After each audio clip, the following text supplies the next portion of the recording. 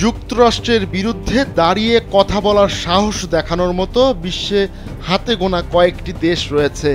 অন্য আরও কয়েকটি দেশকে নিয়ে যুক্তরাষ্ট্রের বিরুদ্ধে একটি অর্থনৈতিক জোট গড়ে তোলার চেষ্টা করছে সেই দেশগুলো। বিশ্বের ধনী দেশগুলোর জোট গ্রুপ 7কে টক্কর দিতে চাওয়া এই জোট ব্রিক্স নামে পরিচিত। ব্রাজিল, রাশিয়া, ভারত, চীন ও দক্ষিণ আফ্রিকা দাপটের সঙ্গে বিশ্ব শাসনে কয়েক বছর ধরেই জোটের কলেবর বাড়াতে চাইছে। মুসলিম বিশ্বের অন্যতম শক্তিশালী দেশ তুরস্ক। যুক্তরাষ্ট্রের নেতৃত্বাধীন সামরিক জোট নেটোর সদস্য তারা। 1 মিনিটে নগদ ইসলামিক অ্যাকাউন্ট খুলতে ডায়াল করুন *167#। আবার রাশিয়ার কাছ থেকে সমরাস্ত্র আমদানি করে থাকে দেশটি। এ নিয়ে যুক্তরাষ্ট্রের সঙ্গে তুরস্কের তিক্ততা রয়েছে।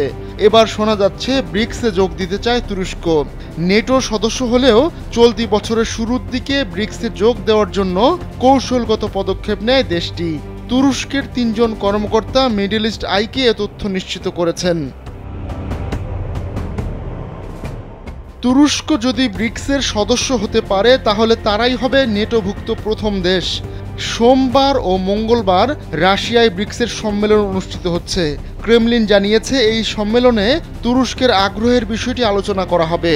যদিও তারা সতর্ক করে দিয়ে বলেছে, আবেদন করলেই যে সবাই সদস্যপদ পাবে তা বলা যাচ্ছে না। এই সম্মেলনে তুরস্কের পররাষ্ট্রমন্ত্রী হাকান ফিদানের যোগ দেওয়ার কথা রয়েছে। গেল আগস্টে ব্রিক্স জানায় তারা নিজেদের সদস্য সংখ্যা দ্বিগুণ করার পরিকল্পনা করছে।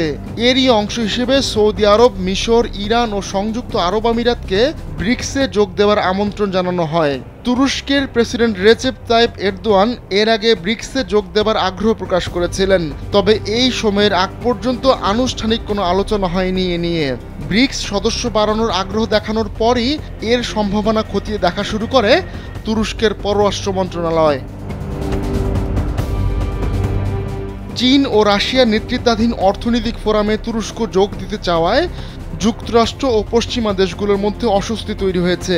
তুরস্কের আরেকজন কর্মকর্তা বলেছেন, ব্রিক্সে যোগ দেবার পেছনে তুরস্কের আগ্রহের কারণ হচ্ছে এতে যোগ দিলে রাজনৈতিক বা অর্থনৈতিক কোনো প্রতিশ্রুতির ব্যাপারে দায়বদ্ধ থাকতে হবে না।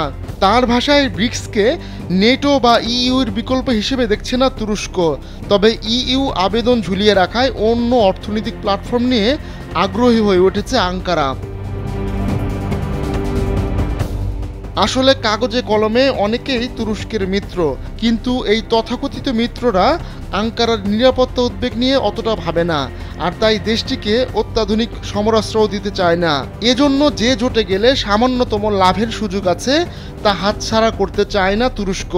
রাজনৈতিক পরিমণ্ডলে ব্রিক্সের প্রভাব এখনও খুবই সামান্য, কিন্তু তুরস্কের বিশ্বাস ভবিষ্যতে আরও প্রভাব বিস্তারকারী গ্রুপ হয়ে উঠতে পারে ব্রিক্স। আহমদুল্লাহ শিকদার, কালবেলা ডেস্ক।